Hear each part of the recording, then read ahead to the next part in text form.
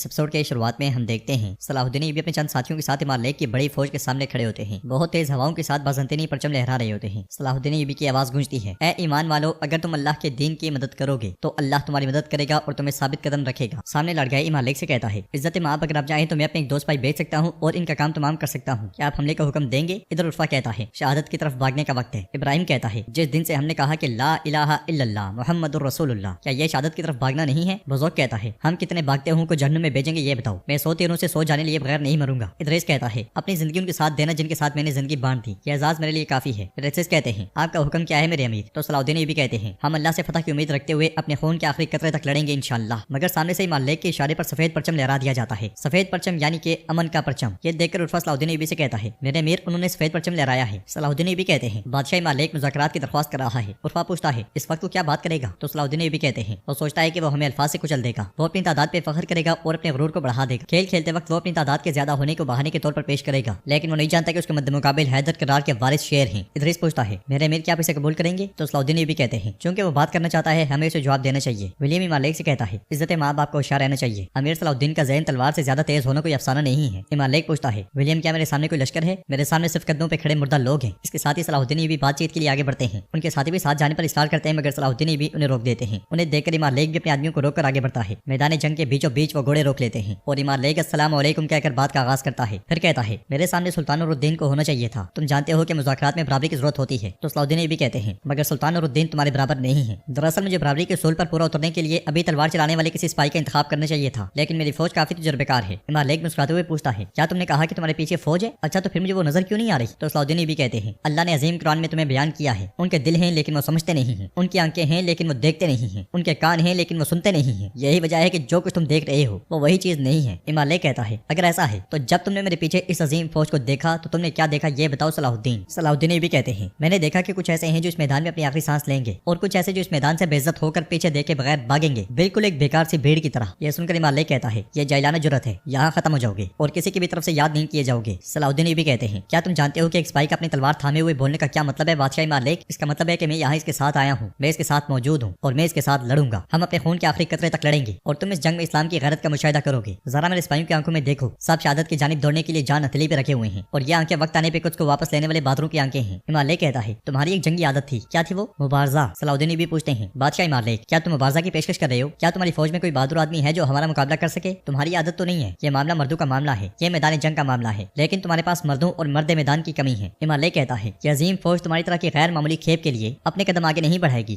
لیکن اس کے لیے میں تمہیں ایک کے ساتھ ایک کے لڑنے کا موقع فراہم کرتا ہوں۔ یہ کہتے ساتھ ایمان لیک پلٹ جاتا ہے۔ صلاح الدین ایوبی بھی اپنے ساتھیوں کی طرف مڑ جاتے ہیں۔ قاہرہ میں شہوار بے چینی کے عالم میں ٹہل رہا ہوتا ہے، اس لیے میں اس کا بیٹا کامل وہاں آتا ہے تو شہوار کہتا ہے، کچھ مت کہو، ہرگز نہیں۔ کامل پوچھتا ہے، بابا کیا یہ زیادہ نہیں ہے؟ آپ نے تجارت کہا، ہم خاموش رہے، لیکن کیا آپ کو یہ آوازیں سنائی نہیں دے رہی؟ شہوار کہتا ہے، یہ آوازیں ہماری فتح کی علامت کی آوازیں ہیں، جب سے مصر کو نیچے لگانے کی کوشش کرنے والے زنگیوں کے بکھرنے کی خبر آئی ہے ہماری فتح میں مہر ثابت ہو چکی ہے، اس لیے میں جوہر وہاں آتا ہے۔ شہوار اسے کہتا ہے، ہمارے سپاہیوں کو خبر کرو، شہر کے دروازوں کو تھام لیں، ہر کوئی چوکنا رہے، تیار ہو، ہر کوئی چوکنا رہے۔ یہ کہتے ساتھ ہی وہ ان دونوں کو بھیج دیتا ہے اور تخت پہ بیٹھتے ہوئے کہتا ہے، مصر، اس کے لوگوں اور بازار سمیت، سلیبیوں سمیت میرا ہے اور میرا ہی رہے گا۔ ادھر صلاح الدین بھی اپنے ساتھیوں کے پاس واپس آ کر کہتے ہیں، ایسا لگتا ہے کہ کچھ کے پھل اور پانی نے انہیں حوصلہ دیا ہے، وہ مبارزہ کرنا چاہتے ہیں، میں چاہتا ہوں کہ جب ہم یہاں ہیں۔ عرفہ کہتا ہے، میرے امیر، مبارزہ کے لیے آپ کا نکلنا نامناسب ہے، حکم دیں کافروں کے ٹکڑے ٹکڑے کروں، حکم دیں میرے امیر۔ ان کے باقی ساتھی بھی کہتے ہیں، حکم دیں امیر، حکم دیں۔ سامنے ایمان لیک دو سپاہیوں ڈومینک اور گریگور کو آگے بڑھنے کا کہتا ہے، وہ دونوں سپاہی غرور و تکبر کے ساتھ آگے بڑھتے ہیں۔ یہ دیکھ کر صلاح الدین ایوبی کے تمام ساتھی بھی گھوڑوں سے اتر جاتے ہیں اور صلاح الدین ایوبی کے ساتھی ادریس اور ابراہیم آگے بڑھتے ہیں۔ میدان جنگ کے درمیان وہ آپس میں ٹکراتے ہیں۔ ڈومینک اور گریگور اپنے ہتھیاروں کے ساتھ لڑتے ہوئے حاوی دکھائی دیتے ہیں، ایک بالے کے ساتھ اور دوسرا کلہاڑے کے ساتھ۔ ابراہیم کا حریف اسے گھٹنوں پہ لے آتا ہے، مگر اس کے دوسرے وار کرنے سے پہلے ہی ابراہیم اس کے ہاتھ پکڑ لیتا ہے، جبکہ ادریس کے مخالف اس کی تلوار گرا دیتا ہے اور کلہاڑے کے ذریعے اس کی گردن دبوچ لیتا ہے۔ یہ دیکھ کر ایمان لیک بہت خوش ہوتا ہے، مگر بازی پلٹتی ہے۔ ادریس اپنے اوپر سے اسے اپنے سامنے پٹخ دیتا ہے اور اگلے لمحے اسی کے کلہاڑے سے اسے موت کے گھاٹ اتار دیتا ہے۔ ابراہیم اور اس کے مخالف کے درمیان زور آزمائی جاری ہوتی ہے، مگر وہ جیسے ہی ابراہیم کو پیچھے دھکیلتا ہے، ابراہیم تلوار کے ذریعے اسے چھلنی چھلنی کر دیتا ہے۔ اس کے بعد اس کے منہ پر تلوار کی ہتھنی سے کئی دفعہ مارنے کے بعد آخرکار اس کا گلا بھی کاٹ دیتا ہے۔ یہ دیکھ کر ایمان لیک کو بہت غصہ آتا ہے، غصے میں چاتیون بھی دانت پیس رہا ہوتا ہے۔ صلاح الدین ایوبی کے ساتھی فاتحانہ انداز میں ان کی جانب بڑھتے ہیں، جبکہ کافر اپنے سپاہیوں کی لاشیں اٹھا کر لے جاتے ہیں۔ پھر کافروں میں سے رابرٹ اور ارناؤ آگے بڑھتے ہیں، ایک نے نیزہ اور دوسرے نے تلوار اٹھائی ہوتی ہے۔ ان کے مقابلے میں عرفہ اور ایسیس آگے بڑھتے ہیں اور ان چاروں کے درمیان بھی ٹکر کا مقابلہ ہوتا ہے۔ ایسیس کا حریف اسے پیچھے دھکیلنے کے بعد اپنی فوج کی جانب دیکھتے ہوئے جوش و خروش کا اظہار کرتا ہے۔ یہ دیکھ کر سب خوش ہوتے ہیں اور چاتیون کہتا ہے، خوب خوب، مگر اس کے پلٹتے ساتھ ہی ایسیس اسے کاٹ ڈالتے ہیں۔ عرفہ نیزہ دوسرے کے جسم میں کاٹ دیتا ہے اور پھر تلوار کے ساتھ اسے بھی موت کے گھاٹ اتار دیتا ہے۔ اس طرح دو بار کافروں کو مبارزے میں مکمل شکست ہوتی ہے۔ اس کے بعد ایمان لیک کے حکم پر بالین آگے بڑھتا ہے۔ یہ دیکھ کر بزرگ جانے لگتا ہے، مگر صلاح الدین ایوبی اسے روک دیتے ہیں اور کہتے ہیں ہمارے حساب ابھی ختم نہیں ہوئے۔ یہ کہتے ساتھ وہ خود ہی آگے بڑھتے ہیں۔ ان کے پاس پہنچ کر بالین پوچھتا ہے کیا ہمیشہ ایسا ہی رہے گا؟ تو صلاح الدین ایوبی کہتے ہیں جب تک ہم ایک صف میں نہیں ہو جاتے تب تک ایسا ہی رہے گا، ہماری ایک دوسرے کے ساتھ چاہے کتنی ہی مماثلت کیوں نہ ہو، میں کسی غیر مسلم کے ساتھ دائمی دوستی نہیں بنا سکتا۔ شام میں سلطان جنگ کے لیے تیار ہو رہے ہوتے ہیں اور ان کی آواز گونجتی ہے مدد اور فتح صرف تیری طرف سے ہے، ان خادموں کو اپنی رضا کے راستے پہ ثابت قدم فرما، ہمارے دلوں کو استقامت اور ہمارے ہاتھوں کو قوت عطا فرما، ہمیں فتح سے ہمکنار فرما، یا عزیز یا جبار، جنگ کے میدان میں اپنے انصاف ظاہر کر اور ہماری مدد فرما۔ اس لمحے میں دو آ کر کہتا ہے فوج حرکت میں آنے کے لیے تیار ہے سلطان، ہم آپ کے حکم کے انتظار میں ہیں۔ تو سلطان عمر ملا سے کہتے ہیں محترم عمر ملا دعا کریں۔ جواب میں عمر ملا کہتے ہیں خادموں کی دعا ہونی چاہیے میرے سلطان، وہ اللہ جو بھی تجلی فرماتا ہے اس میں یقیناً کوئی خیر ہوتی ہے، آپ کے گھوڑے سر پر دوڑیں اور آپ کی تلوار تیز ہو۔ دعا کے بعد سلطان کہتے ہیں دیکھتے ہیں بادشاہ مالک اب کیا کرے گا۔ یہ کہتے ساتھ ہی سلطان روان ہو جاتے ہیں۔ میدان جنگ میں بالین صلاح الدین ایوبی سے کہتا ہے میں نے یہ کبھی نہیں سوچا تھا کہ میری تلوار کبھی تمہیں چھوئے گی، میں نے تم سے بہت سی چیزیں سیکھی امیر صلاح الدین یوسف۔ صلاح الدین ایوبی کہتے ہیں لیکن ہم دونوں جانتے ہیں کہ اب یہ تلواروں کا کھیل نہیں رہا، یہ حقیقی لڑائی کا وقت ہے۔ بالین کی تلوار نکالنے سے پہلے ہی زنگی فوج پہاڑوں سے اترتی ہوئی دکھائی دیتی ہے اور ان کی زبانوں پر اللہ کا کلام ہوتا ہے۔ یہ دیکھ کر صلاح الدین ایوبی اور ان کے ساتھی بہت خوش ہوتے ہیں۔ امام لیک کی نظریں وہیں جم جاتی ہیں اور اس کے ساتھی ولیم چاتیون لاڑگائی پریشان دکھائی دیتے ہیں۔ زنگی فوج کا ایک طوفان آگے بڑھتا ہی چلا جاتا ہے۔ یہ دیکھ کر امام لیک ولیم سے کہتا ہے مجھے امید ہے کہ تمہارے پاس اس کی وضاحت ہوگی ولیم، تم نے کہا تھا کہ وہ نہیں آئیں گے۔ لاڑگائی کہتا ہے ہمیں موقع ملنے پر انہیں مار دینا چاہیے تھا۔ امام لیک کہتا ہے اب انہیں دکھا دو کہ تلوار شان و شوکت اور عزت کے حقیقی مالک کون ہیں۔ یہ سنتے ساتھ ہی سب تلواریں نکالتے ہوئے زنگی فوج کی جانب دوڑ پڑتے ہیں۔ میدان جنگ میں دونوں افواج ٹکرا جاتی ہیں، دونوں افواج کی تعداد چیونٹیوں جیسی دکھائی دیتی ہے، گمسان کا رنگ پڑ جاتا ہے۔ زنگی فوج کی کمان امیر شیرکو کے ہاتھ میں ہوتی ہے اور وہ صلاح الدین ایوبی کو دیکھتے ہوئے اس لمحے کو یاد کرتے ہیں جب کرتگن اپنے سپاہیوں کے ساتھ اس مقام پہ پہنچا تھا جہاں وہ سب بے ہوش تھے۔ یہ منظر دیکھ کر کرتگن حیران رہ گیا تھا اور اس کے کانوں میں اس بزرگ کی آواز گونجی تھی درد مندوں کے لیے دوا بن جاؤ۔ اسے یاد کرتے ساتھ ہی کرتگن نے کہا تھا غداروں نے کنویں میں زہر گھول دیا ہے البیس، جو بوتلیں میں نے تمہیں دی تھی وہ انہیں دے دو چلو۔ یہ کہتے ساتھ ہی کرتگن نے آگے بڑھ کر شیرکو کو دوا پلائی تھی۔ اس خیال کے بعد شیرکو اور صلاح الدین ایوبی ایک ہی ہلے میں کئی کافروں کو مار گراتے ہیں۔ کرتگن کی تلوار بھی آب و تاب کے ساتھ چل رہی ہوتی ہے، وہ لاشیں گراتا ہے، چیختا ہے اور آگے بڑھتا ہے، یاروکی بھی اپنی مارتے دکھا رہا ہوتا ہے۔ بالین کے ہاتھوں زنگی سپاہی مرتے ہی چلے جاتے ہیں۔ ایتھس کی دو تلواریں جس بھی طرف کا رخ کرتی ہیں وہاں پہ کئی لاشیں گرتی ہیں۔ چاتیون بھی بے دردی سے سپاہیوں کو شہید کرتا ہی چلا جاتا ہے۔ صلاح الدین ایوبی کے ساتھیوں کا جوش و خروش قابل دید ہوتا ہے، لاڑگائے بھی زنگیوں کو مارتا ہی چلا جاتا ہے۔ ہم ہر طرف تلواریں اور نیزے ہی دیکھتے ہیں مگر میدان جنگ کے بیچوں بیچ صلاح الدین ایوبی کا جانباز بزرگ تیروں کا استعمال کر رہا ہوتا ہے، ہر طرف خون بہتا ہوا دکھائی دیتا ہے۔ امام لیک اور ولیم باقی فوج کے ساتھ پیچھے کھڑے ہوتے ہیں۔ امام لیک کہتا ہے خداوند ہمیں فتح عطا فرما۔ قائرہ میں شہوار کہتا ہے صلیبیوں کی فتح کے ساتھ مصر دوبارہ میرا ہوگا، حقیقی سلطنت وہ ہے جس میں آپ ہر ایک کی جیت پر اپنی جیت کا دعویٰ کر سکتے ہیں۔ یہ کہتے ساتھ وہ مشروب پیتا ہے جو اس کے گلے میں اٹک جاتا ہے۔ یہ دیکھ کر جوہر کہتا ہے آرام سے وزیر حضرت آرام سے۔ کچھ دیر سوچنے کے بعد شہوار کہتا ہے لیکن کیا ہوگا اگر یہ جنگ زنگی جیت گئے اور ہم فتح کے بجائے شکست کی طرف چلے گئے؟ نہیں نہیں کوئی شکست نہیں ہے، زنگی امیر کا حکم ماننا یا پھر بادشاہ امام لیک کو خراج پیش کرنا۔ پھر تخت پہ بیٹھتے ہوئے کہتا ہے کوئی شک نہیں کہ ہم بادشاہ امام لیک کو خراج پیش کریں گے، مصر میرا ہے، میں اسے ہر کسی کو نہیں دوں گا۔ میدان جنگ میں خلیل صلیبیوں کو جہنم واصل کر رہا ہوتا ہے مگر اسی لمحے اس کا سامنا چاتلیون سے ہوتا ہے۔ چاتلیون اس کے کندھے کو زخمی کرتے ساتھ ہی اسے زمین پہ گرا دیتا ہے اور جیسے ہی اسے مارنے لگتا ہے بالین وہاں پہنچ کر اسے روکتے ہوئے کہتا ہے رکو رکو، اس کی طرف میرا کچھ حساب باقی ہے، تم اسے میرے لیے چھوڑ دو۔ یہ سنتے ساتھ ہی چاتلیون خود کو روکتے ہوئے چلا جاتا ہے اور خلیل اشارے سے بالین کا شکریہ ادا کرتا ہے۔ بالین بھی اسے بچانے کے بعد ایک طرف ہو جاتا ہے۔ مسلمانوں کو شہید کرتے ہوئے چاتلیون تلوار سے خون چارتا ہے۔ بالین اپنے مشکل دنوں کے ساتھیوں کو تو بچاتا ہے مگر عام سپاہیوں کو شہید کرتا ہی چلا جاتا ہے۔ میدان جنگ کی جانب دیکھتے ہوئے امام لیک کہتا ہے دیکھو اور ایک بار پھر قدس کی فوج کی طاقت دیکھو۔ اسی لمحے ایک گھڑ سوار تیزی میں وہاں پہنچتا ہے اور ولیم کو خط دیتا ہے۔ خط پڑھتے ساتھ ہی ولیم کے چہرے کا رنگ اڑ جاتا ہے اور وہ کہتا ہے سلطان نور الدین۔ امام لیک پوچھتا ہے کیا وہ بھی یہاں آ رہا ہے؟ ولیم کہتا ہے یہاں نہیں، اس نے حریم قلعے پہ حملہ کیا ہے۔ امام لیک کے منہ سے بے ساختہ نکلتا ہے حریم قلعہ؟ اس کے ساتھ ہی ہم حریم قلعے کو دیکھتے ہیں جہاں پہ کافروں کی لاشیں پڑی ہوتی ہیں، تیر کسی کے سر میں، کسی کی گردن میں اور کسی کی ٹانگ میں پیوست ہوتے ہیں۔ سین تباہی کا منظر پیش کر رہا ہوتا ہے اور سلطان اپنے سپاہیوں کے ساتھ وہاں موجود ہوتے ہیں۔ ان سب کے چہرے یہ بتا رہے ہوتے ہیں کہ یہاں بھی سخت جنگ کا سامنا کرنا پڑا ہے۔ سلطان کہتے ہیں ان سب کو جہنم میں ہانکا جائے گا۔ وزیر اعظم کہتے ہیں الحمدللہ آپ نے اپنی فتوحات میں ایک اور فتح کا اضافہ کیا ہے، اب حریم قلعہ آپ کا ہے۔ سلطان کہتے ہیں الحمدللہ الحمدللہ۔ میردود کہتا ہے جب امام لیک یہ خبر سنے گا کہ اس کے اور ہمارے درمیان سب سے نازک جگہ حریم قلعہ بھی وہ کھو چکا ہے، سلطان اس کی بات کو آگے بڑھاتے ہوئے کہتے ہیں وہ اس فوج کو جمع کرے گا جسے اس نے ہمارے خلاف مد مقابل رکھا تھا اور قدس واپس چلا جائے گا۔ حریم قلعہ اب ہمارا ہے، پرچم لہرائے جائیں، فوجی صدران کو اپنے خصوصی دستوں کے ساتھ قلعے میں آباد ہونے دیا جائے، ہم شام واپس جائیں گے۔ یہ سنتے ساتھ ہی سب اللہ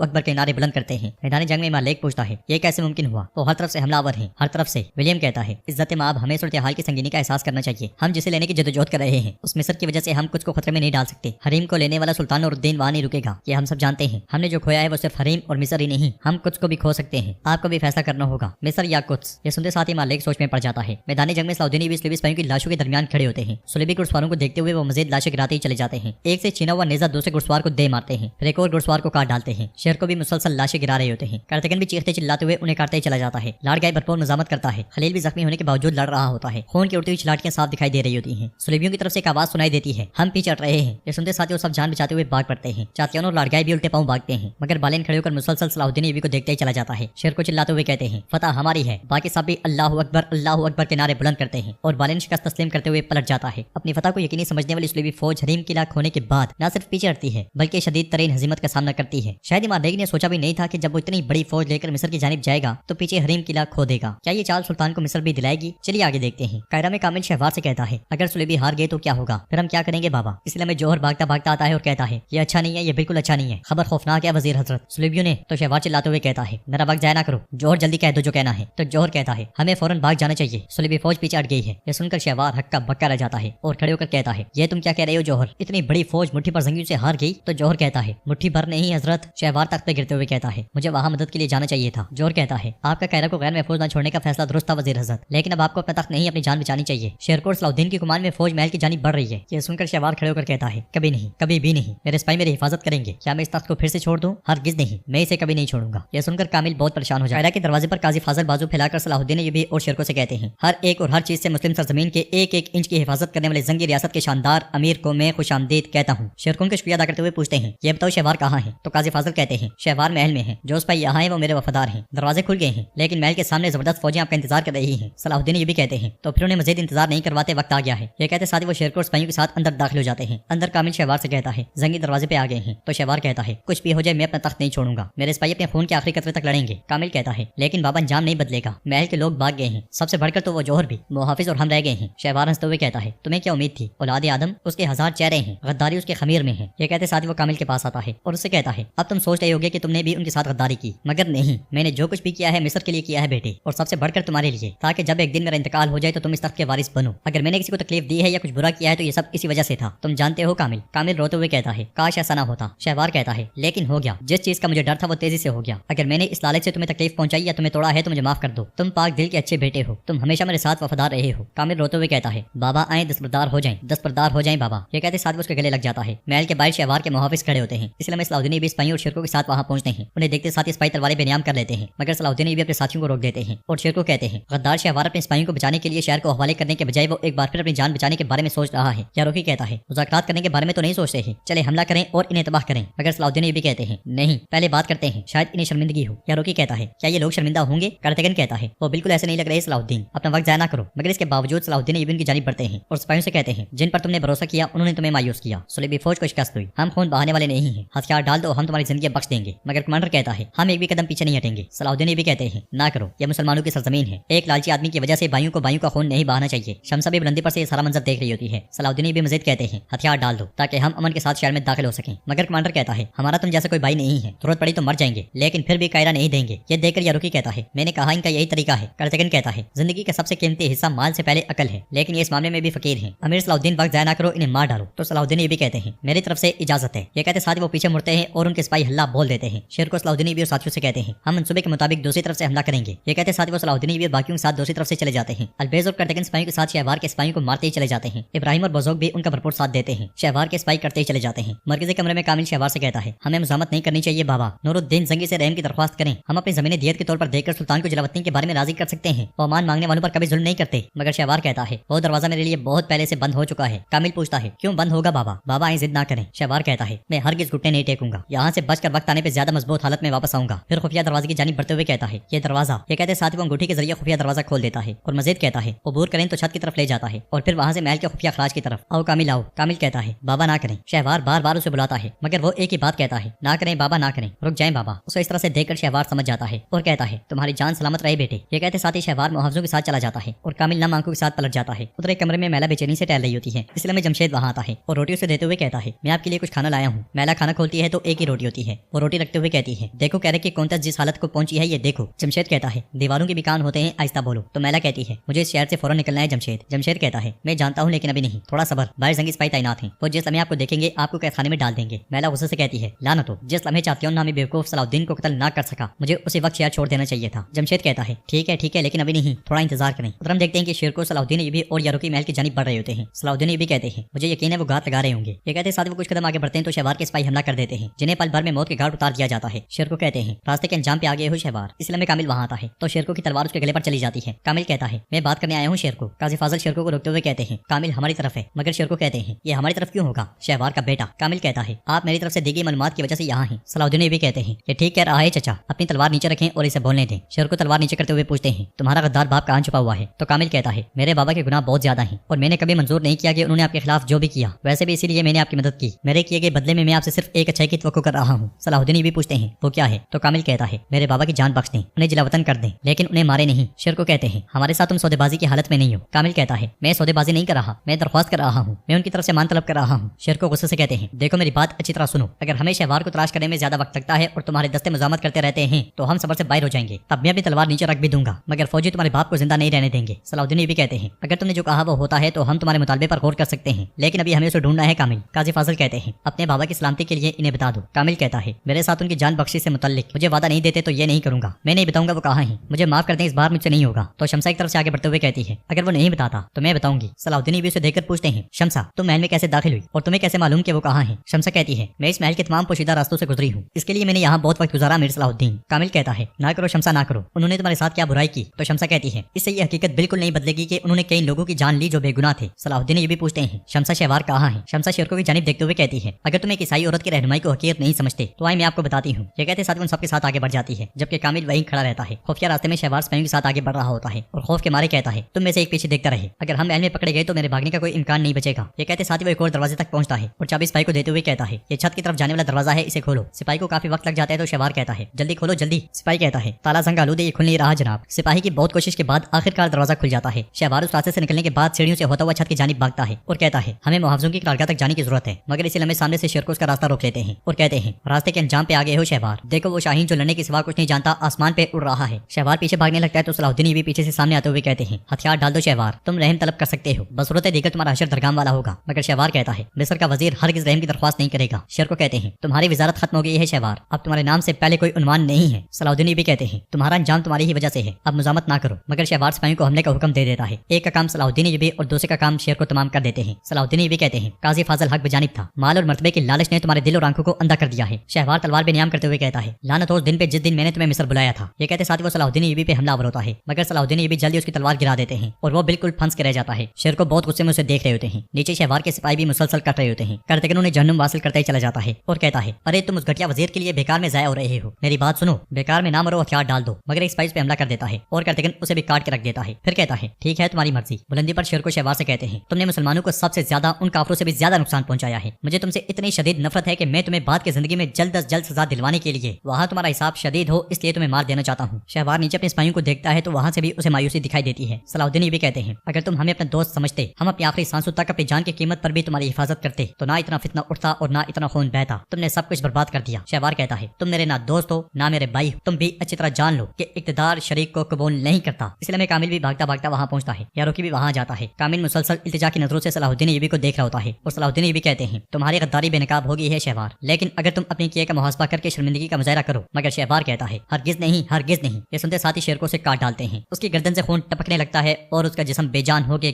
گر جاتا ہے۔ یہ دیکھ کر کامل بابا بابا پکار اٹھتا ہے۔ شیرکو کہتے ہیں شرمندگی کے لیے غیرت کی ضرورت ہوتی ہے، لیکن شہوار کے پاس یہ نعمت۔ شہوار کو مرتے ہوا دیکھ کر نیچے موجود کمانڈر سپاہیوں سے کہتا ہے انہوں نے وزیر شہوار کو مار ڈالا ہے، وزیر شہوار کا بدلہ لینے کے لیے حملہ۔ یہ کہتے ساتھ وہ کرتگن کے سپاہیوں اور زنگی سپاہیوں پہ حملہ کر دیتا ہے تو کرتگن کہتا ہے چلو تمہارا وزیر مر چکا ہے، حساب بند ہو چکا ہے، اپنی زندگی سے پیار کرو اور میدان چھوڑ دو۔ کوئی اس کی بات نہیں سنتا تو کرتگن پھر سے انہیں کاٹنے شروع کر دیتا ہے اور کہتا ہے میں کس سے بات کر رہا ہوں۔ بلندی پر کامل غمگین ہوتے ہوئے چلا جاتا ہے۔ شیرکو کہتے ہیں فتح ہماری ہے، شہوار نے جو کچھ کیا وہ اسے باز نہیں آیا، اب سے ہم مصر کو خوشحال بنائیں گے، یہ تمام زمینیں جو تم دیکھ رہے ہو اب ہمارے حکم میں ہیں۔ تو صلاح الدین ایوبی کہتے ہیں اللہ ہمیں انصاف کے ساتھ حکومت کرنے کی توفیق عطا فرمائے۔ شیرکو کہتے ہیں تم دیکھ رہے ہو نا کہ آج اللہ نے ہمیں کس چیز سے نوازا ہے، ہم تقریباً 2.5 صدیوں کے بعد فاطمی ریاست کے دل میں ہیں، 2 حصوں میں تقسیم امت کو متحد کرنے کے لیے شاید ہمیں موقع ملا ہے۔ کچھ میں مالک دعا مانگ رہا ہوتا ہے میرے خدا مجھے اپنی عظیم رحمت سے محروم نہ کر، مجھے معاف کر دے کہ میں آپ اور کچھ کے لائق بادشاہ نہیں بن سکا۔ قاہرہ میں شیرکو صلاح الدین ایوبی سے کہتے ہیں ہم نے میدان جنگ میں جو فتح حاصل کی اس سے صرف سلطان ہی نہیں بلکہ ہماری اپنی نسل تمام ایوبیوں کے لیے عزت کی بات ہے۔ یاروکی وہاں داخل ہوتے ہوئے کہتا ہے ایوبیوں کو کس چیز نے عزت دی؟ تو شیرکو کہتے ہیں ہم نے ایک بار اپنے سلطان کو مایوس کیا لیکن اب ہم نے اسے پورا کر لیا ہے، ہم اسی بارے میں بات کر رہے تھے۔ صلاح الدین ایوبی کہتے ہیں اصل امتحان اب شروع ہوتا ہے، زمین جتنی بڑی ہوگی ہمارا بوجھ اتنا ہی زیادہ بڑھ گیا ہے۔ جواب میں شیرکو کہتے ہیں تم ٹھیک کہتے ہو صلاح الدین، جیسے ہی سلطان کا حکم پہنچے گا۔ یاروکی ایک دم سے کہتا ہے کیا جلدی ہے امیر شیرکو، تخت یہاں ہے، یہ بھاگ نہیں رہا۔ شیرکو کہتے ہیں یہ اچھی بات نہیں ہے کہ ظاہر میں تاخیر ہو یاروکی، اس کے علاوہ تخت کہیں نہیں بھاگ رہا لیکن لوگ بے چین ہیں، لہٰذا ہمیں فوری طور پہ نظام برقرار رکھنا ہوگا۔ صلاح الدین ایوبی کہتے ہیں دراصل ایک معاملہ ہے جس کو ہمیں حل کرنے کی ضرورت ہے، صلیبیوں سے لیا گیا مال غنیمت، ہمیں وہ سب کچھ مصر کے لوگوں میں تقسیم کرنا چاہیے۔ یاروکی حیرانگی سے کہتا ہے صلاح الدین کیا کہہ رہے ہو؟ شام میں سلطان اصفہانی سے پوچھتے ہیں کیا قربانی کے جانور تیار ہیں اصفہانی؟ تو اصفہانی کہتے ہیں 3 دن اور 3 راتوں کے جشن کے لیے تمام تیاریاں ہو چکی ہیں سلطان۔ سلطان کہتے ہیں ہماری زمینوں کے اوپر پرندے بھی بھوکے نہیں رہیں گے، ہر ایک کی ضرورت کا خیال رکھیں، خاص کر کے یتیم غریب اور بے گھروں کا خیال رکھیں، اللہ ہمیں مزید فتوحات حاصل کرنے میں مدد کرے۔ اصفہانی کہتے ہیں یہ آپ کے بیٹے امیر صالح کی خوش قسمتی ہے سلطان، پہلے حریم قلعہ اور اب مصر، کافر کی تمام گھٹیا گھریں ایک ایک کر کے کھولی جا رہی ہیں۔ میرے سلطان اگر آپ مناسب سمجھے تو میں مصر میں وزیر کے عہدے کے لیے امیر شیرکو کے نام سے تخت پر بیٹھنے کے لیے وزارتی کاغذات تیار کروں، مگر سلطان کہتے ہیں ابھی نہیں، تم بس تیاریوں کا خیال رکھو۔ اسفہانی چلے جاتے ہیں اور میودود کہتا ہے سلطان معظم معاف کریں لیکن کیا وزارتی کاغذات کا پہنچنا مصر میں نظم و ضبط برقرار رکھنے کے لیے ضروری نہیں ہے؟ سلطان کہتے ہیں میودود ایسا ہی ہے۔ میودود پوچھتا ہے کیا آپ کے دماغ میں وزارت کے لیے کوئی اور ہے؟ یہ سنتے ساتھ ہی سلطان سوچ میں پڑ جاتے ہیں۔ قاہرہ میں یاروکی صلاح الدین ایوبی سے کہتا ہے تم قانون جانتے ہو، جو تم کہہ رہے ہو ایسا نہیں ہوگا، مال غنیمت زنگی سپاہیوں کا حق ہے۔ صلاح الدین ایوبی کہتے ہیں بے شک ایسا ہی ہے، لیکن ہمارے جو نئے لوگ ہیں ان کے چہرے مسکرائیں، اس کے لیے ہمیں قربانی دینی پڑے گی۔ شیرکو کہتے ہیں ہم انہیں خوش کرنے کے لیے کچھ اور تلاش کر سکتے ہیں لیکن غنیمت نہیں، مگر صلاح الدین ایوبی کہتے ہیں انہوں نے شہوار کی غلط سیاست کی قیمت چکائی، اگر وہ ہمیں رحم دل نہیں دیکھتے تو وہ ہمیں پسند نہیں کریں گے۔ یاروکی کہتا ہے لگتا ہے جو تم کہہ رہے ہو وہ سن نہیں رہے، مال غنیمت ہمارے سپاہیوں کی تلوار کا حق ہے۔ شیرکو بھی کہتے ہیں امیر صلاح الدین یہ ناقابل قبول ہے، تم جانتے ہو کہ تلواریں لہراتے ہوئے سپاہی اپنے گھر والوں کی مال غنیمت سے دیکھ بھال کرتے ہیں، کھاتے ہیں پیتے ہیں۔ صلاح الدین بھی کہتے ہیں ہم یقیناً سپاہی کو مشکل میں نہیں چھوڑیں گے، کوئی حل تلاش کریں گے، لیکن لوگ تو یاروکی بات کرتے ہوئے کہتا ہے تم کہتے ہو کہ جو سرزمین ہم نے تلوار کے زور پہ حاصل کی اس کے لیے لوگوں کو رشوت دیں، کیا ایسا ہے جس سونے پر ہمارے سپاہیوں کے خون کا حق ہے؟ شیرکو کہتے ہیں ہم اس معاملے پر تفصیلی بات کریں گے، آئیے غور کریں کہ اپنے سپاہیوں کو ناراض کیے بغیر کیا کر سکتے ہیں۔ یاروکی کہتا ہے میرے اور میرے سپاہیوں کے حصے کا ایک بھی سونے کا سکہ نہیں دیا جائے گا، مگر صلاح الدین بھی کہتے ہیں میں اپنا اور اپنے سپاہیوں کا سارا حصہ مصر کے لوگوں کو دے دوں گا۔ ادھر سلطان میودود سے کہتے ہیں میں چاہتا ہوں کہ کوئی لائق اس تخت پر بیٹھے۔ میودود کہتا ہے میرے سلطان قانون واضح ہے۔ سلطان کہتے ہیں میں بھی قانون جانتا ہوں میودود، تخت امیر شیرکو کا حق ہے، لیکن میودود سلطان کی بات پر کہتا ہے آپ کے خیال میں شیرکو اچھا وزیر نہیں بن سکتا؟ سلطان کہتے ہیں امیر اور وزیر ہونا الگ الگ چیزیں ہیں، وہ جو تخت کے محافظ کو مشورہ دیتا ہے اور وہ جو تخت پہ بیٹھتا ہے کیا وہ ایک جیسا ہو سکتا ہے؟ میودود کہتا ہے سلطان آپ ٹھیک کہتے ہیں، حکمران ہونا آگ کی قمیض پہننے کے مترادف ہے۔ سلطان کہتے ہیں جس نے وہ قمیض پہنی ہے غصے سے حکومت نہیں کرنی چاہیے، اسے اپنے جذبات سے پہلے اپنے دماغ اور مرضی کو رکھنا چاہیے۔ میودود کہتا ہے شیرکو جب غصہ کرتا ہے تو اسے کچھ نظر نہیں آتا، لیکن اس کا غضب آپ کے نام پر ہے۔ سلطان کہتے ہیں جو وہ قمیض پہنے اس کے حکم کے تحت لوگوں کے ساتھ اپنے خاندان کی طرح برتاؤ کرے، پانی جیسا ہونا چاہیے، پرسکون، مہربان، فیاض۔ میودود مسکراتے ہوئے کہتا ہے پرسکون، مہربان اور فیاض، میں ایسے کسی کو جانتا ہوں میرے سلطان۔ قاہرہ کے ایک کمرے میں بڑی مقدار میں مالی غنیمت رکھا ہوتا ہے، اسے دیکھتے ہوئے قاضی فاضل صلاح الدین ایوبی سے کہتے ہیں در حقیقت ہمیں مالی غنیمت مصر کے لوگوں میں تقسیم کرنا چاہیے، شیرکو کی وزارت کو قبول کرنے کے لیے یہ ایک اچھا اقدام ہوگا۔ صلاح الدین ایوبی کہتے ہیں لیکن یاروکی اعتراض کر رہا ہے۔ قاضی فاضل پوچھتے ہیں شیرکو کا کیا؟ جواب میں صلاح الدین ایوبی کہتے ہیں وہ سپاہیوں کے رد عمل سے ڈرتے ہیں لیکن میں کوئی راستہ نکالوں گا۔ قاضی فاضل کہتے ہیں شیرکو کی وزارت عظمیٰ قبول کرنے کے لیے محترم عالی مقام خلیفہ حضرت کی اجازت، مگر ان کی بات مکمل ہونے سے پہلے بزرگ آ کر کہتا ہے میرے امیر ایک نوجوان آپ سے ملنا چاہتا ہے۔ اجازت ملتے ساتھ وہ نوجوان اندر آتا ہے اور ہاتھ آگے کرتے ہوئے کہتا ہے میرے امیر یہ ہاتھ اس پتھر کی قیمت ہے جو میں نے آپ کے سر پر مارا تھا جب آپ قاہرہ سے نکل رہے تھے، تلوار سے اسے سزا دیں۔ تو صلاح الدین ایوبی اس لمحے کو یاد کرتے ہیں جب شہوار کی غداری کے بعد انہیں مصر سے نکالا جا رہا تھا اور اس نوجوان نے ان کے سر میں پتھر مارا تھا۔ اس خیال کے بعد صلاح الدین ایوبی اس کا ہاتھ پکڑتے ہوئے کہتے ہیں ہر انسان سے غلطیاں ہوتی ہیں، ہمیں اپنی غلطیوں سے سبق سیکھنا چاہیے، تم نے اپنی غلطی سے اچھا سبق لیا۔ وہ نوجوان کہتا ہے میری ایک جان ہے اب سے آپ کے لیے قربان ہے۔ شفا خانے میں زخمیوں کا علاج ہو رہا ہوتا ہے، لطیف مرہم لیے خلیل کے پاس آتا ہے تو خلیل مرہم کو دیکھتے ہوئے پوچھتا ہے کیا یہ تکلیف دے گا؟ تو لطیف کہتا ہے میں اسے زخم کے اندر لگاؤں گا، یہ تمہیں تھوڑا چیخنے پر مجبور کرے گا۔ تو خلیل کہتا ہے پھر میں نہیں چاہتا۔ لطیف پوچھتا ہے تمہارا کیا مطلب ہے؟ یہ علاج تمہارے لیے شفا ہوگا انشاءاللہ، پہلے تھوڑا جلائے گا لیکن اس کے بعد تمہارا درد کم کر دے گا۔ خلیل کہتا ہے میں نہیں چاہتا کہ یہ مجھے چیخنے پر مجبور کرے، اس لیے میں خلیل کے ساتھ ہی وہاں پہنچتے ہیں تو لطیف ان سے کہتا ہے اپنے دوست کو قائل کریں یہ ضد کر رہا ہے، دوا نہیں لینا چاہتا۔ عرفا پوچھتا ہے کیوں ضد کر رہے ہو خلیل، تم ایک مضبوط آدمی ہو۔ خلیل کہتا ہے مجھے مسئلہ کچھ اور ہے، مجھے کہیں دور لے چلو، یہ مجھے وہاں ٹھیک کرے، میں سب کے سامنے چیخنا نہیں چاہتا، ہماری روایت زخمی سپاہی کبھی نہیں چیخے گا، یہ بہت بڑی شرم کی بات ہے۔ ہماری روایت میں زخمی سپاہی کے ساتھ ساتھی مل کر گاتے ہیں تاکہ اس کے چیخنے کی آواز کوئی نہ سنے، اگر آپ ایسا کریں گے تو میں تیار ہوں۔ ایتھس کہتے ہیں خلیل کیا ہم یہاں گائیں گے، وہ بھی شفا خانے میں؟ کچھ دیر سوچنے کے بعد ادریس کہتا ہے مجھے ایک مل گیا ہے، وہ جو کیرکت کے شاعر نے شہید ہونے سے پہلے گایا تھا۔ اس کے ساتھ ہی وہ سب خلیل کے ارد گرد کھڑے ہو کر گانے لگ جاتے ہیں اور لطیف مرہم لگاتا ہے۔ کچھ میں ولیم مارلے کی جانب جا رہا ہوتا ہے مگر سپاہی اسے روک دیتا ہے اور کہتا ہے بادشاہ نے حکم دیا ہے کہ کسی کو بھی اندر نہ آنے دیا جائے۔ یہ سن کر ولیم چونک جاتا ہے اور وہاں پہ آنے والا لڑکا کہتا ہے ولیم میں دیکھ رہا ہوں کہ کچھ میں ایسے دروازے ہیں جنہیں تم بھی نہیں کھول سکتے۔ تو ولیم کہتا ہے کچھ میں دروازے کھولنے کی سمت بہت تیزی سے بدل جاتی ہے، جب آپ سوچتے ہیں کہ آپ اندر ہیں تو آپ دیکھیں گے کہ آپ باہر ہوں گے۔ لڑکا کہتا ہے میدان جنگ میں تلواریں بولتی ہیں کتابیں نہیں، آپ نے قاہرہ میں اس کا دردناک تجربہ کیا، اس لیے میں انہیں بادشاہ مالک کہا ہے کہ آوازیں سنائی دیتی ہیں۔ ایک سپاہی بھاگتا بھاگتا آتا ہے اور کہتا ہے جناب محل کا سین ٹیمپلر سے بھرا ہوا ہے۔ یہ سنتے ساتھ ہی وہ دونوں ان سپاہیوں کی طرف چلے جاتے ہیں۔ اندر مالک ابھی بھی دعا مانگ رہا ہوتا ہے اور یہ شور کی آواز سن کر وہ بھی آنکھیں کھولتا ہے۔ باہر ٹیمپلرز کی ایک بڑی تعداد تلواریں لہراتے ہوئے ایک ہی سوال پوچھ رہی ہوتی ہے بادشاہ کہاں ہے، بادشاہ کہاں ہے؟ یہ دیکھ کر چارلیون خوش ہوتے ہوئے کہتا ہے ابھی تفریح شروع ہو رہی ہے۔ بلندی پر سبیلا بارڈون کے ساتھ کھڑے ہو کر یہ منظر دیکھ رہی ہوتی ہے، اس لیے میں ولیم لاڑگائے کے ساتھ وہاں پہنچتا ہے اور لاڑگائے کمانڈر انتوان سے پوچھتا ہے یہ کیا ہو رہا ہے، تم محل کے سامنے کیوں جمع ہو گئے ہو؟ تو انتوان کہتا ہے لاڑگائے وجہ واضح ہے، مصر میں شکست۔ لاڑگائے کہتا ہے ہم سب مایوس ہیں لیکن یہ کچھ کے من کو خراب کرنے کی کوئی وجہ نہیں ہے۔ ولیم کہتا ہے یاد رکھو وہ قسم جو تم نے تلوار اٹھاتے وقت کھائی، کیا سرما کا اعزاز ایسے مشکل وقتوں کے لیے نہیں ہے؟ انتوان کہتا ہے بادشاہی کس دن کے لیے ہے، ان لوگوں کو مصر میں زمین کے وعدوں سے دھوکہ دیا گیا لیکن کیا ہوا، جو کچھ ہم ساتھ لے گئے تھے وہ بھی وہیں پہ رہ گیا اور جب ہم جیت سکتے تھے تو ہم واپس آ گئے، اب ہمیں اس کا جواب چاہیے، بادشاہ کہاں ہے؟ وہ سب پھر سے بولنے لگتے ہیں تو لڑکائی انہیں خاموش کرواتے ہوئے کہتا ہے پرسکون ہو جاؤ میری بات سنو۔ اس لیے مارلیک وہاں پہنچتا ہے، دوسری طرف سے بالین بھی آ جاتا ہے اور سپاہیوں کو خاموش کرواتے ہوئے مارلیک کہتا ہے ہم مصر میں نہیں آ رہے، ہم پیچھے ہٹ گئے کیونکہ کچھ کی زمین تمام زمینوں اور تمام شہروں سے زیادہ مقدس ہے، مجھے یقین ہے کہ تم سب یہ جانتے ہو۔ انتوان کہتا ہے جو ہم جانتے ہیں وہ صرف یہ نہیں ہے، ہم نے جان لیا ہے کہ جو کچھ ہمارا ہے اسے کیسے لینا ہے جہاں پناہ۔ بالین کہتا ہے یہ وہی ہے جو تم سب سے بہتر तो करते हो हमेशा किसी चीज का मुतालबा करना। तुम कहते हो कि तुम मुकद्दस मकसद के लिए अपने आप को कुर्बान करोगे, लेकिन तुम लोगों ने बरसों से अवाम और बादशाही के इस्तेहसाल के अलावा क्या किया? एंतवान कहता है, हमने वो किया जो तुम्हारे भाई ने और तुम्हारे बाबा ने नहीं किया बालेन। जब आप मुसलमानों से दोस्ती करने की कोशिश कर रहे थे, हमने उनसे लड़कर उनसे वो हासिल किया जो हमारा हक था। बालेन तलवार निकालने लगता है तो लड़का कहता है, यहाँ नहीं। इमाम आगे बढ़ते हुए कहता है, सिपाही वाज़ेह है कि तुम कुछ कहना चाहते हो, तर्जुमान बनो और वजाहत करो कि टेम्पलर्स क्या चाहते हैं। एंतवान कहता है, इन सिपाहियों ने मिस्र में अपना सब कुछ खो दिया है, जबकि हमारे पास जंग जीतने का मौका था। आपने दुश्मन पर हमला करने के बजाय कुछ वापस आने का इंतखाब किया। हम यहाँ इस बुज़दिली और कमजोरी का हिसाब लेने आए हैं। इमाम कहता है, हमारे पास अपनी खोई हुई हर चीज को दोबारा हासिल करने का मौका है, मैं तुम्हारे बादशाह के तौर पर। तो एंतवान कहता है, एक ऐसा बादशाह जो अपनी बाहों में जंगियों की गंदम की बोरी लेकर सोता है। हाँ, ये सुनकर सब फौजी जोर जोर से हंसने लग जाते हैं। इस पर इमाम को बहुत गुस्सा आता है, मगर सिपाही हंसते ही चले जाते हैं। एंतवान मजीद कहता है, क्या हम आपसे एक बहादुर जंगजू होने की तोक़ो करके गलती कर रहे हैं? ये कहते साथ वो फिर से हंसने लग जाते हैं। ये मंजर देखकर इमाम को बहुत में एंतवान और टेम्पलर्स बादशाह पर हंस रहे होते हैं। बादशाह इमाम का सबर जवाब दे जाता है और वो पलटते साथ ही एंतवान का गला काट डालता है। कह के लगाने वाले सिपाहियों पर भी खौफ तारी हो जाता है। इमाम कहता है, तुम या तो मेरा हुक्म मानोगे और मेरी पैरवी करोगे, या मैं पोप को तुम में से हर एक के बागी सर के साथ भेज दूंगा। मगर इसके बावजूद सिपाही इमाम की जानिब बढ़ते हैं। लड़का दूसरों के साथ उन्हें रोकते हुए कहता है, एक और कदम उठाओ तो खुदा की कसम में आखिर में तुम्हारा सर काटूंगा। सबीला और बाल्डोन भी बुलंदी पर से सारा मंजर देख रहे होते हैं और इमाम वहां से चला जाता है। कायदा में काजी फाजिल सलाहुद्दीन भी शुरू से कहते हैं, अगरचे ऐसा लगता है कि वो अपनी ताकत खो चुके हैं, मगर आपके दौरे हुकूमत के लिए मोहतरम अली मुकाम खलीफा हज़रत का राजी होना जरूरी है। उससे जंगियों के लिए लोगों की हिमायत में भी इजाफा होगा। शेर को कहते हैं, क्या इस वक्त खलीफा के पास हमें मानने के अलावा कोई और चारा भी है काजी फाजिल? लेकिन जैसे कि आपने कहा, रिवायात पर अमल करने में कोई हर्ज नहीं। मैं चाहता हूँ कि आप इस मामले को फौरी तौर पर संभालें। काजी फाजिल कहते हैं, फिर मुझे जाना चाहिए। ये कहते साथ ही काजी फाजिल चले जाते हैं। सलाहुद्दीन ये भी कहते हैं, बाजार में काजी फाजिल के साथ अगर तुम गनीमत के मामलात को दोबारा उठाने जा रहे हो। फैरूकी कहता है, यकीनन मैं करूंगा। सलाहुद्दीन भी उसे कहते हैं, हमारे लिए कायदा में जड़ें पकड़ना बहुत जरूरी है। चचा फिलहाल लोग हमारा साथ देते नजर आते हैं, लेकिन तख्त पर बैठने से पहले अगर आप लोगों की जरूरियात को पूरा करते हैं, आप जंगी अमीर और वजीर दोनों के तौर पर अपनी हैसियत मजबूत करेंगे। फैरूकी कहता है, मैंने जो कहना था कह दिया, मैं आपके काम में मुदाखलत नहीं करूंगा, लेकिन अगर कोई मेरी या मेरे बहादुरों की गनीमत पर हाथ डालेगा तो किसी भी वजह से मैं एक लम्हे के लिए भी उससे नहीं हिचकाऊंगा जो मुझे करना चाहिए। ये कहते साथ ही यारोकी चला जाता है। उधर एक खुफिया मुकाम पर जौहर मौजूद होता है, इसलिए उसका एक आदमी उसके पास आता है। तो जौहर पूछता है, तुम्हें किसी ने देखा तो नहीं? वो आदमी कहता है, फिक्र मत करो, मैं रास्ते बदल बदल कर उन्हें गुमराह करता हुआ आया हूँ, मुझे किसी ने नहीं देखा। जौहर पूछता है, अच्छा बताओ क्या हुआ? तो सिपाही कहता है, वो सुल्तान नूरुद्दीन के फरमान का इंतजार कर रहे हैं और खलीफा की चादर के भी इंतजार में हैं। महल अफरा तफरी का शिकार है, वो अभी तक नहीं जानते कि गनीमत का क्या करना है। शहवार के वफादार फौजी अब भी वहाँ मौजूद हैं। जौहर हंसते हुए कहता है, तो जंगी कायरा में डूब रहे हैं। उसका आदमी कहता है, मैंने अभी तक असल खबर नहीं दी। खलीफा तख्त पर शेरको को नहीं चाहता, उसके ज़हन में कोई और है और वो जंगियों को अपने ही खोदे के घड़े में फेंक देगा। जौहर पूछता है, खलीफा किसको चाहता है? उधर काजी फाजिल खलीफा के बिस्तर के पास मौजूद होते हैं। खलीफा की आवाज आती है, अब्बासी खलीफा का वफादार सुल्तान नूरुद्दीन का एक अमीर जो फातमी खलीफा का यानी मेरी सरजमीन मिस्र का वजीर बनेगा। काजी फाजिल, आपको मालूम होगा कि ये कोई आम बात नहीं है। काजी फाजिल कहते हैं, बेशक, लेकिन उम्मीद करते हैं कि वो बेहतरीन हो, आपकी इजाजत से। खलीफा कहता है, काजी फाजिल, मैं एक शर्त पे राजी हूँ,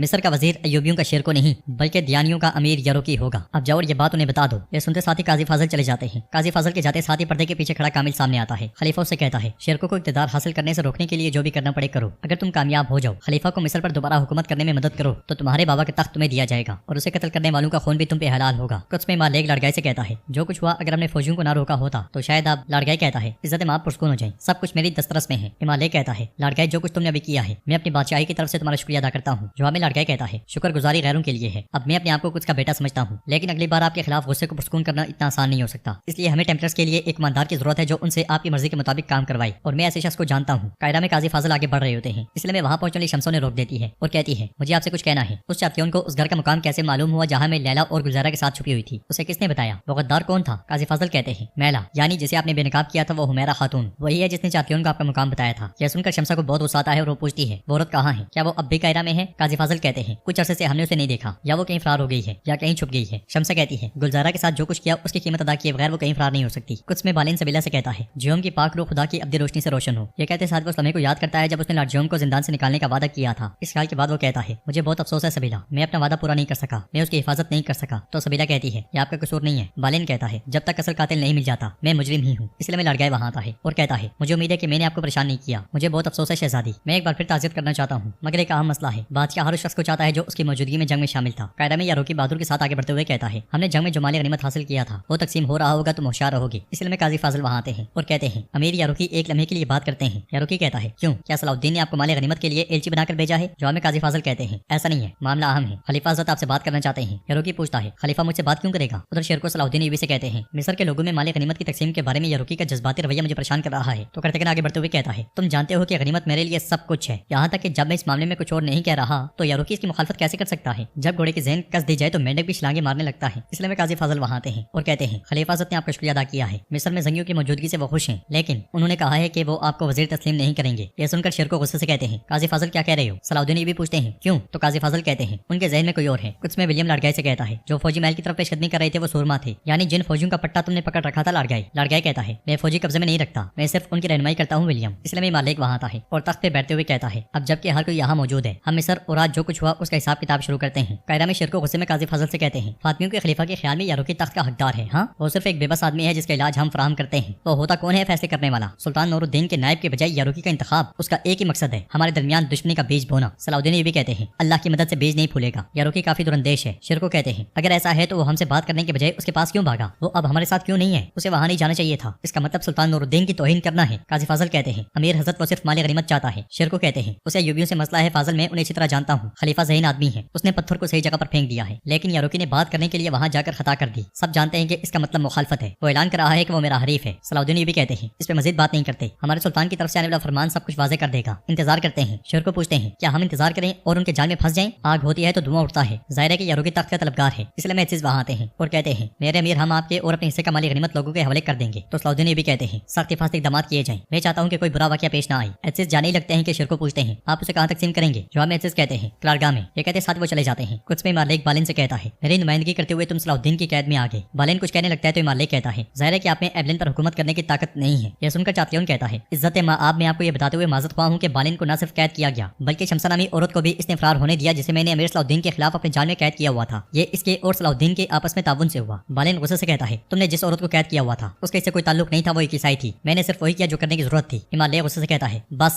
मजीद कोई माजरत या बहाना नहीं, ये कार्रवाई करने का वक्त है। आपकी नाकामी की वजह से फौजियों ने महल की तरफ पेशकदमी करने की कोशिश की, मेरे हाथों से खून की बदबू आ रही है। एक फौजी का खून जिसने मेरे खिलाफ उठने की कोशिश की, मैं इस बदबू को कुछ में कभी नहीं फैलने दूंगा। कायरा में सलाउद्दीन नबी के साथी लोगों में माल गनीमत तकसीम कर रहे होते हैं। एक बुजुर्ग सोना लेते हुए कहते हैं हम उस वक्त आपकी कदर नहीं जान सके थे। ये कहते साथ वो सोना लेकर आगे बढ़ते हैं तो कार्तिकन उन्हें रोकते हुए कहता है देखो जब इसे सोने की थैली मिली तो हमारी कदर का एहसास फौरन से हो गया। बूढ़े आदमी कैसे खुशी से बातें खिल रही हैं। वैसे ये बताओ इस सोने का क्या करोगे? क्या आप इस उम्र में अपने लिए सुनहरी कपड़े सिलाई करवाएंगे? तो बुजुर्ग कहते हैं मेरे पोते हैं, वो भूखे हैं। कार्तिकन कहता है भूखे हैं तो वहाँ दाल है, जाओ दाल ले लो, सुलेबियों की दाल। तुम सोने के साथ क्या करोगे ये बताओ? बुजुर्ग मुस्कुराते हुए कहते हैं मेरे लिए सोना काफी है। उनके मुंह में दांत ना देखकर कार्तिकन कहता है बस जाओ, दांत नहीं है लेकिन फिर भी सोना चाहिए। ये सुनते साथ ही बुजुर्ग चले जाते हैं। लोग खुशी खुशी अपनी जरूरत का सामान लेकर वहाँ से निकल रहे होते हैं। कामिल एक तरफ खड़े होकर ये सारा मंजर देख रहा होता है। इसलिए में यारोकी का सिपाही बहादुर गनीमत वाले कमरे में दाखिल होता है और कहता है एसिस साहब मेरे लोग बाहर इंतजार कर रहे हैं, आप उनका हिस्सा कब देंगे? एसिस कहते हैं अहकामात सख्त हैं, आपको कोई माली गनीमत नहीं दिया जाएगा। यह सुनकर बहादुर को बहुत गुस्सा आता है और वो पूछता है क्या मतलब है इसका? आप हमारा हिस्सा गजब नहीं कर सकते? क्या आपने नहीं सुना कि मेरी यारोकी ने क्या कहा है? एसिस गुस्से में उसे देखते हैं तो कार्तिकन उसे अपनी जानिब करते हुए कहता है चुप चुप चुप, बहादुरों के सरबराह यहाँ हो, क्यों चीख रहे हो? तुम इस बड़े आदमी से क्यों नाराज हो रहे हो? वो आपको टुकड़े टुकड़े कर देगा। चीखना बंद करो और इंतजार करो। मेरी बात सुनो, मैं एक कारातेगन हूँ। क्या आपको लगता है कि मैं एक ऐसा आदमी हूँ जो अपना जंगी माली गनीमत किसी के हवाले करता हूँ? लेकिन मैं दे रहा हूँ, मैं अपना माली गनीमत कभी नहीं छोड़ूंगा, चाहे दुनिया के दोनों किनारे इकट्ठे हो जाएं, लेकिन मैं भी अपना हिस्सा छोड़ रहा हूँ। क्यों? पूछो मुझसे क्यों? तो बहादुर पूछता है क्यों? कार्तिकन कहता है मजीद हासिल करने के लिए। पहले हम देते हैं फिर हमें बहुत कुछ मिलता है। बड़ी मछली को पकड़ने के लिए छोटी मछली को खोना पड़ता है, मुझ पे भरोसा करें। बहादुर उसकी बातों में नहीं आता और कहता है मैं इसके बारे में नहीं जानता, मैं मेरी यारोकी के बहादुरों का हिस्सा लिए बगैर कहीं नहीं जाऊंगा। इसलिए मैं यारोकी गनीमत वाले कमरे में पहुंचने के बाद यारोकी बहादुर से पूछता है क्या हो रहा है बहादुर? तो बहादुर कहता है ये कहते हैं कि ये हमारा हिस्सा नहीं देंगे मेरे अमीर। यारोकी कहता है मैंने खुलम खुला ऐलान किया था, मेरी बात ना मानने की जरूरत किसमें है? कौन बेगैरत आदमी है जिसने मेरे सिपाहियों के हिस्से पर नजर जुमाई है? एक तरफ से आने वाले शेर को कहते हैं मैं हूँ। सलाहुद्दीन ये भी उनके साथ साथ होते हैं और उनके इशारे पर सिपाही चले जाते हैं। कुछ में मालिक कहता है मिस्र में शिकस्त और आज महल के सहन में जो कुछ हुआ वो हमें दिखा रहा है कि हमें एक वफादार कमांडर की जरूरत है जिसके इख्तियार को पूरी फौज तस्लीम करे और वो शख्स लाड़गाई। ये कुछ की फौजियों का नया कमांडर है। ये सुनते साथ ही विलियम चौंक जाता है। कायरा में यारोकी शेर को से पूछता है अमीर शेर को आपके सख्त से गनीमत में हमारा हिस्सा छीन रहे हैं। तो शेर को कहते हैं तुम जानते हो यारोकी, इसके बारे में सोचो। यारोकी कहता है पहले ना पूछें, अपनी बात साफ साफ कह दें। सलाहुद्दीन ये भी कहते हैं अमीर यारोकी ये मामला। तो शेर को खामोश करवाते हुए कहते हैं सलाहुद्दीन इससे दूर रहो, खलीफा के साथ पीठ पीछे बातें करने वाले से बात करना सिर्फ अल्फाज का ज़िया है। यारोकी खलीफा ने बगैर किसी हिचकिचाहट के वजीर के लिए तुम्हारा नाम पेश किया है। यारोकी कहता है उसने किया तो क्या? वो सोचता है कि मेरे पास ओहदे का वकार है तो फिर क्या? शेर को गुस्से से कहते हैं शर्म करो यारोकी, शर्म करो। क्या ये हमारे उसूलों में है? क्या तुम्हें उसके पास जाने के बजाय मेरे पास नहीं आना चाहिए था? तो यारोकी कहता है ऐसे मत बोलो जैसे तुम हर चीज ठीक कह रहे हो। शेर को चिल्लाते हुए कहते हैं अपनी हद में रहो, जब सुल्तान का हुक्म आया। यारोकी कहता है ये क्यों नहीं आ रहा? इसका मतलब है कि वो हिचकिचा रहे हैं। शेर को कहते हैं अमीर यारोकी सुल्तान को अपने घिनौने मंसूबे में शामिल ना करो, तमाम माल गनीमत लोगों के हवाले किया जाएगा, अगर रोक सकते हो तो रोक लो। यारोकी सलाहुद्दीन ईबी से पूछता है सलाहुद्दीन क्या तुमने मदरसे में तालीम हासिल नहीं की? क्या तुम हदीस और फिका नहीं जानते? क्या सिपाहियों के हिस्से के बारे में किताबों में नहीं लिखा गया? तुम्हारे चचा ने तख्त की ख्वाहिश की लालच में शरीयत को मनसूख कर दिया है, क्या तुम नहीं बोलोगे? ये सुनते साथ ही शेर को यारोकी को दबोच लेते हैं और कहते हैं क्या ये वाज़ेह नहीं है कि तख्त की ख्वाहिश किसको है? मैं सिर्फ अपना वादा निभा रहा हूँ जो मैंने सुल्तान से किया था। कार्तिकन और सलाहुद्दीन ईबी उन्हें पीछे करते हैं और सलाहुद्दीन ईबी कहते हैं वो हमें एक दूसरे के खिलाफ करने के लिए सब कर रहे हैं, बस कर दें। मगर यारोकी कहता है अगर तुम कानून की खिलाफ वर्जी करते हो तो मैं तुम्हारी बात नहीं मानूंगा, मैं अपने सिपाहियों के साथ शहर छोड़ जाऊंगा। जब तक सुल्तान का हुक्म नहीं आ जाता मैं तुम्हारे साथ नहीं रहूंगा, चाहे तुम जो भी करो, और माल गनीमत के हिसाब में बाद में लूंगा। ये कहते साथ ही यारों की चला जाता है। उधर जमशेद मैला से कहता है सूरत हाल अच्छी नहीं है, अगर आप रहम मांगने और भागने के बजाय मुसलमान हो जाएं तो वो आपको माफ कर देंगे। मैला कहती है जमशेद तुम मुझे इस शहर से बाहर ले जाओ, मुझे इसकी परवाह नहीं है कि तुम कैसे करते हो और बदले में मैं तुम्हें बहुत बड़ा इनाम दूंगी, बहुत बड़ा इनाम। ये सुनते साथ ही जमशेद कहता है चले फिर ये करते हैं, मैं बाहर जाता हूँ, फिर आप थोड़ी देर बाद बाहर आइएगा शहर के मशरकी दरवाजे की तरफ, वो जगह जहाँ हम पहली बार मिले थे, मैं वहाँ एक झगड़े का इंतजाम करने जा रहा हूँ। ये कहते साथ ही जमशेद चला जाता है। कुछ में बालिन विलियम के पास आता है और कहता है मैं हैरान हूँ कि आप मुझसे बात क्यों करना चाहते थे। विलियम आगे बढ़ते हुए कहता है मैं किसी का इंतजार कर रहा हूँ, फिर मैं वजाहत करूंगा। इसलिए मैं सबीला वहाँ आती है। बालिन को देखकर सबीला विलियम से कहती है जैसा कि बालिन भी यहाँ है, मेरे ख्याल में ये लड़काई के बारे में है। तो विलियम कहता है मैं नहीं चाहता कि आपके बाबा ये सुने, लेकिन कभी कभी मैं सोचता हूँ कि अगर आप तख्त पे बैठती तो ये बेहतर होता शहजादी। सबीला कहती है मत करो विलियम। तो विलियम कहता है मैं माफी चाहता हूँ, मैं अब भी इस फैसले को हजम नहीं कर सका जो हमारे बादशाह ने लड़काई के बारे में किया है। बालिन कहता है लड़काई ऐसा आदमी है जो अपने मफाद के लिए कुछ भी कर सकता है, ये फैसला कुछ के लिए तबाही का बाइस हो सकता है। जॉबन विलियम कहता है इसके अलावा वो एवलिन और आपके दरमियान सबसे बड़ी रुकावट है। सबीला कहती है मैं आपके खदशात को समझती हूँ, लेकिन मुझे यहाँ किस वजह से बुलाया गया है। तो विलियम कहता है लॉर्ड जोम। यह सुनकर बालिन कहता है जोम, आपके ख्याल में जोम की मौत के पीछे लड़काई का हाथ है। जवाब में विलियम हाँ में सर हिलाता है। विलियम मजीद कहता है और जो वाइट शख्स है जो हमें बता सकता है कि कब्रिस्त में क्या हुआ था वो। तो सबीला एकदम से कहती है प्रिंस बाल्डोन है। शाम में सुल्तान खत पढ़ रहे होते हैं, फिर उठकर गुस्से से कहते हैं मैं सोचता हूँ कि क्या ये काफिर हैं जो बदमनी का सबब बनते हैं, लेकिन ये खुद खलीफा है जो ऐसा कर रहा है। उसने कहा है कि वो सिर्फ यारुकी को वजीर तस्लीम करेगा। सलाउद्दीन कह रहा है कि हालात बहुत खराब हो जाएंगे अगर शेरको के नाम पर तैयार शुदा हुक्मनामा जल्दी कायरा ना पहुंचा। मेहदूद पूछता है मेरे सुल्तान आपका क्या हुक्म है। तो सुल्तान अस्फहानी से कहते हैं अस्फहानी फौरी तौर पर अमीर शेरको की वजारत का हुक्मनामा तैयार करो, मेहदूद सफर की तैयारी शुरू करो, तुम कायरा में ये हुक्मनामा लेकर जाओगे। ये सुनते साथ ही मेहदूद और अस्फहानी चले जाते हैं। कायरा की गलियों में मौजूद मैला जमशेद का इंतजार कर रही होती है। इसलिए में जमशेद एक बगी के साथ वहां पहुंचता है और परेशानी के आलम में बगी से उतरता है। तो मैला उससे कहती है जमशेद मैं तुम्हारा ये एहसान कभी नहीं भूलूंगी, तुम एक सच्चे दोस्त हो। वो कुछ कहने की कोशिश करता है मगर मैला आगे बढ़कर बगी का दरवाजा खोल देती है। बगी में काजी फाजिल शमसा के साथ मौजूद होते हैं, जिन्हें देखकर मैला के अवसान खता हो जाते हैं और वो गुस्से में जमशेद को देखने लग जाती है। जमशेद कहता है मुझे माफ कर दें काउंट्स, मुझे माफ कर दें। इसके साथ ही काजी फाजिल शमसा के साथ बगी से उतर आते हैं। शमसा गुस्से में मैला की जानिब देखने लग जाती है और काजी फाजिल उस लम्हे को याद करते हैं जब उन्होंने जमशेद को रोकते हुए कहा था तुम अपनी दुकानें खो दोगे और कायरा से जलावतन भी कर दिए जाओगे। जमशेद ने कहा था नहीं नहीं नहीं माफ कर दे मुझे। जवाब में काजी फाजिल ने कहा था और फिर काउंट्स के बारे में बात करते हैं या फिर हुमैरा खातून के बारे में। इस ख्याल के बाद शमसा मैला से कहती है एक छोटी सी बच्ची तुम्हारी वजह से माँ के बगैर रह गई और तुम्हें लगा कि तुम आसानी से जा सकती हो, तुम इसका हिसाब दोगी। मैला कहती है अगर ऐसा है तो बेवकूफ ने गलत शख्स को मार दिया, उसे सलाउद्दीन को मारना चाहिए था जिसे तुम बहुत पसंद करती हो। यह सुनते साथ ही शमसा खंजर उसके गले पर तान लेती है। तो काजी फाजिल उसे रोकते हुए कहते हैं शमसा अब बाकी रियासत पर है। जमशेद भी परेशान होते हुए मैला को देखने लग जाता है। उधर शेर को सलाउद्दीन ईवी से कहते हैं पहले ही शहवार अब यारोकी और खलीफा, अगर हमने अभी ना बताया कि तख्त का मालिक कौन है तो कायदा के लिए बहुत देर हो जाएगी। सलाउद्दीन ईवी कहते हैं मैंने अपने सुल्तान को सूरत हाल से आगाह किया है, हुक्मनामा रास्ते में होगा। शेर को कहते हैं क्या होगा अगर बागी सराय तक पहुंचने से पहले पेशकदमी कर दें। जवाब में सलाउद्दीन ईवी कहते हैं वो इसकी हिम्मत नहीं कर सकते चचा। शेर को कहते हैं अगर वो करते हैं तो क्या होगा। सलाउद्दीन ईवी कहते हैं चचा भी आप परेशान है, अगर वो ऐसा करते हैं तो उन्हें वही मिलेगा जिसके वो हकदार हैं। मैं आपके खदशात को समझता हूँ, लेकिन फिक्र ना करें, हम इस बार अपने सुल्तान को मायूस नहीं करेंगे। हम बाजार में हिफाजत को यकीनी बनाएंगे और हुक्म का इंतजार करेंगे। शेर को कहते हैं अगर हुक्मनामा रास्ते में है तो तख्त पर बैठने में कोई रुकावट नहीं है और जब मैं तख्त पर बैठूंगा तो सबको मालूम हो जाएगा कि मैं मिस्र का नया वजीर हूँ और वो इसके मुताबिक अमल करेंगे। जब हुक्मनामा आएगा तो मेरा इख्तियार मतलब होगा। मगर सलाउद्दीन भी कहते हैं चाचा भी सब्र करें, इससे शहर में बदमनी फैलने के सिवा कुछ नहीं होगा। शेर को कहते हैं इसके बरक्स इत्तेहाद के लिए ये जरूरी है, ये मिस्र की खुशहाली और सुल्तान नूरुद्दीन जंगी की शान के लिए जरूरी है। एसिस और उर्फा शहर भर में आदमी भेजो, उनसे कहो कि हर गली में इसका ऐलान करें कि अमीर शेर को कल मिस्र के तख्त पर बैठ रहा है। सलाउद्दीन ईबी के इशारे पर वो दोनों चले जाते हैं। अगले मंजर में ऐलानात किए जा रहे होते हैं। ये मत कहना कि तुमने सुना नहीं, मिस्र का नया वजीर सुल्तान नूरुद्दीन का ताकतवर अमीर शेर को अल मंसूर है। ये मत कहना कि तुमने सुना नहीं, मिस्र का नया वजीर सुल्तान नूरुद्दीन का ताकतवर अमीर शेर को अल मंसूर है। ये ऐलान हर जगह पे किया जाता है, हर गली नुक्कड़ पर लोग खड़े होकर ये ऐलान सुनते हैं। ये ऐलान सुनते हुए ताजिर कहता है यहाँ तक कि उसने अपने सिपाहियों का माल गनीमत भी हमें दिया, वो इसका मुस्तहिक है, ये मुबारक और कामयाब हो। यारोकी का सिपाही बहादुर भी ये सब सुन रहा होता है, वो तेजी के साथ आगे बढ़ जाता है। कुछ में सबीला बालेन और विलियम बाल्डोन के साथ मौजूद होते हैं। बाल्डोन कहता है मैंने अपनी बहन को बताया लाड़काई बहादुरी से लड़ा, उसने बहुत से मुसलमानों को कत्ल किया। बालेन पूछता है क्या आपने उसे मारते हुए देखा। तो बाल्डोन कहता है मैं उनके लड़ने से पहले ही चला गया था। विलियम पूछता है आप क्यों चले गए थे। तो बाल्डोन कहता है उन्होंने जब हमला किया तो लड़काई ने 2 सिपाही भेजे कि शहजादी की हिफाजत करो और वो मुझे ले गए। मैंने दूर से सब कुछ देखा, मुझे समझ नहीं आ रही कि आप लोग क्यों पूछ रहे हैं, मैंने पहले ही आपको सब कुछ बता दिया था। ये सुनते साथ ही सबीला उससे प्यार करती है और उन दोनों को जाने का कहती है। उधर कामिल यारोकी से जा मिलता है। यारोकी कहता है पहले खलीफा अब तुम इस वजीर के मसले पर क्यों बात करते रहते हो। कामिल कहता है मुझे नहीं मालूम कि खलीफा ने ये क्यों कहा, लेकिन मैं ये भी चाहता हूँ कि आप वजारत संभालें। ये कहते साथ ही कामिल उस लम्हे को याद करता है जब शेरको ने उसके बाप को मारा था। इस ख्याल के बाद वो गमगीन होते हुए कहता है मैंने उसकी बहुत मिन्नत की, मैंने उसे गुजारिश की उनकी जान बख्श दे। यारोकी कहता है अमीर शेरको ने उसकी जान बख्शिश करने के लिए तुमसे कोई वादा नहीं किया था, उसने वही किया जो जरूरी था। इसलिए मैं बहादुर आकर कहता है ऐलानात करने वाले हर तरफ ये खबर फैला रहे हैं कि अमीर शेरको कल तख्त नशीन होगा। यह सुनकर कामिल गुस्से से कहता है अब वो ये ऐलान करवा रहा है। यारोकी कहता है क्योंकि अमीर शेरको ने कवानीन को मानना छोड़ दिया है तो हम अब जिम्मेदार नहीं है, जो खून बहेगा उसकी जिम्मेदारी अब उसी पे है। उधर काजी फाजिल सलाउद्दीन ईबी से कहते हैं शेरको का सुल्तान की इजाजत का इंतजार किए बगैर तख्त पर बैठने का ऐलान ये सही नहीं है। सलाउद्दीन ईबी कहते हैं तख्त खाली छोड़ना भी सही नहीं है, नतीजा अच्छा निकले बस। काजी फाजिल कहते हैं और काउंट्स मैला का मसला। सलाउद्दीन ईबी पूछते हैं वो अब कहाँ है। तो काजी फाजिल कहते हैं जिंदान में, मुकदमे के समात का इंतजार है। शमसा खातून के गुस्से पर काबू पाना आसान नहीं होगा, वो चाहती है कि वो गुजारा खातून की मौत की कीमत अदा करे। पास ही लोगों में गनीमत तकसीम हो रही होती है। करतकन बड़े जोशो खरोश के साथ उनमें तकसीम करता है। काजी फाजिल सलाउद्दीन ईबी से कहते हैं आपको और अमीर शिरकों का लोगों में माल गनीमत तकसीम करना एक अच्छा इकदाम है, लेकिन यारोकी बैठकर इंतजार नहीं करेगा। यह सुनकर सलाहुद्दीन भी कर्तगन से कहते हैं, मुझे एक मसले पर तुम्हारी मदद की जरूरत है। कर्तगन कहता है, बोले अमीर। यारोकी कायरा जाने के लिए वापस तैयार हो जाता है। बहादुर कहता है, मेरे अमीर हुक्मनामा जरूर आएगा। तो यारोकी कहता है, मैं जानता हूँ, लेकिन जब तक मैं देख ना लूं कि उस हुक्मनामे में क्या लिखा है, मैं जानता हूँ कि मुझे क्या करना है। क्या फौज तैयार है? तो बहादुर कहता है, मेरे अमीर तैयार है। यह सुनते साथ ही यारोकी खेमे से निकल जाता है। उधर सलाहुद्दीन भी काजी फाजिल से कहते हैं, मैं दुआ करता हूँ कि हुक्मनामा आने से पहले कुछ बुरा ना हो। काजी फाजिल पूछते हैं, क्या हुक्मनामा आने से हालात पर सुकून हो जाएंगे या मजीद इंतजार का शिकार होंगे? मैं वाकई में नहीं जानता सलाहुद्दीन, इसलिए मैं उठवाकर कहता है, मेरे अमीर यारोकी महल की तरफ आ रहा है। यह सुनकर सलाहुद्दीन भी और काजी फाजिल बहुत परेशान हो जाते हैं। सहरा से मेहदूद फरमान लेकर कायरा की जानिब रवां दवा होता है।